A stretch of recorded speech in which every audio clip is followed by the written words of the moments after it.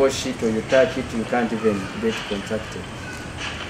COVID, if I am sick, I can affect the entire community, and that is it. Most people have been having mixed reactions, whether we have or not. And now it is evident that our loved ones are going almost on a daily basis. Or a friend of a friend, or a family member, or somewhere, or someone, you know, a little known in the country dying. And fortunate about this is that we all know how to prevent it and how to get it. In this case of COVID, there are 3 principles of public health that we must embrace.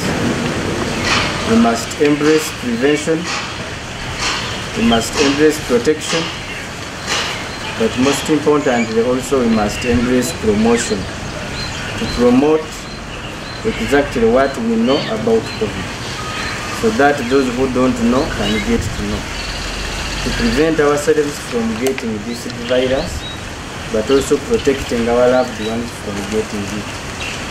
Those are the 3 principles, 3 major principles in regard to COVID about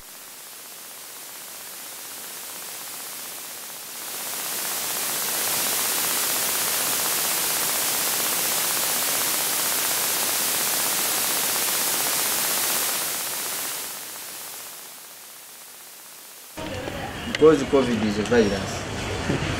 If I can give you an example of HIV, statistics say that we have about 1.2 million patients of HIV, which is also a virus.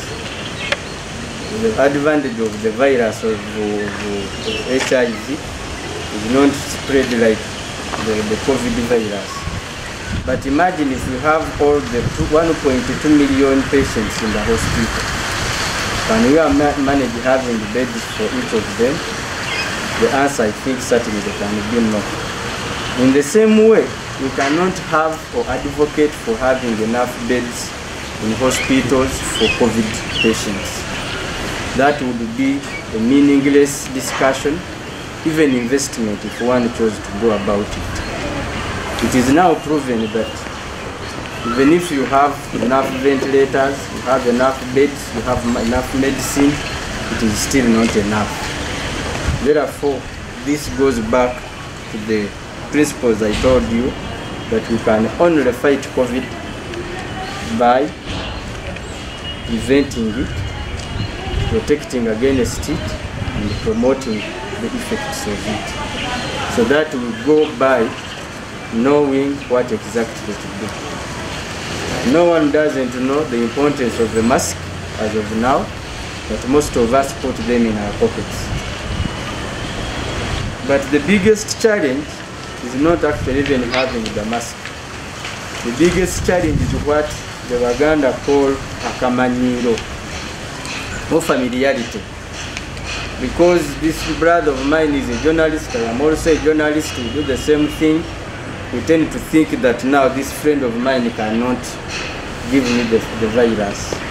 So we end up talking casually, we end up interacting casually because of the closeness between us. And we forget that actually that is the danger in itself. So we must fight the issue of familiarity with the highest contact we can, so that we understand that there is no collegiality in terms of health. Then we have had the challenge of social interactions. We are used to our social well-being, whereby every now and then we socialize, we meet up, we talk, we do what, and that alone has become a problem. What the other underlying discussions, these are discussions that are deep, that we actually even rarely have time to talk about. How do we do with the partners we don't stay with, we don't know where their movements are, but we interact once in a while.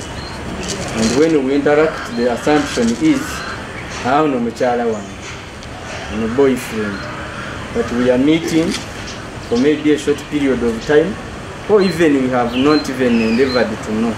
How do we deal with that? Because the contact is about where you have gone, or where you have been, or who you have been with. These are all things we must start critically thinking about and maybe address if we are to fight COVID. As I try to wind up, COVID is like a terrorist. It's a coward, but it hits you hard once it gets to you. The terrorist will not come and brag that he hired a building and you have their address. But once they hit you and they run, the effects of them are far-fetching. So we must deal with this thing knowing that it is possible to control it. But also, if you are reckless, it is very easy to finish you. Where we are now, if we have been able to control it, it means we are saving ourselves the embarrassment of being in the lockdown for a long time, of being limited, of being you can't move, you can't do this. COVID has also now controlled the terrorists. In the last 1 year, we have not heard of any terrorist move globally. This shows you how serious it is. So if we are to neutralize this, it means we are going to have to be disciplined. As we speak now, our only remedy, our only last resort, which our doctors are also now timid. They are in panic. Yet they are the only ones who can attend to us. This means if our doctors get frightened, we are going to die. If they run away from the places of work in fear for their lives, where else are we going to go? We are not going to come to Uja to get medication. But if you go to a hospital that is empty, it means now there is no any other resort but apart from succumbing to whatever you are going through. That is how far and that's how deep this is. Then, there is no medicine. You cannot compete for beds in a hospital, but you can compete for your bed at home. If it is possible, stay at home. If it is possible, stay at home, in your bed, other than fighting for beds in Mulago, whereby it would have been necessary for you to stay where you are. So, I am appealing to all Ugandans to save our doctors who are also frightened that once we don't have so many of them. We don't. We have very few, and some of them have started dying. It means sooner or later, others will run away to protect themselves. So if you can, stay at home. We all know how our economy is hit by COVID. As we speak, yesterday I read something that United Arab Emirates had restricted Ugandans from entering it. Equally, we had restricted India, for Indians or anyone coming from India from coming to Uganda. Economically, that is scary because we are trading so much with United Arab Emirates. We are also trading greatly with India.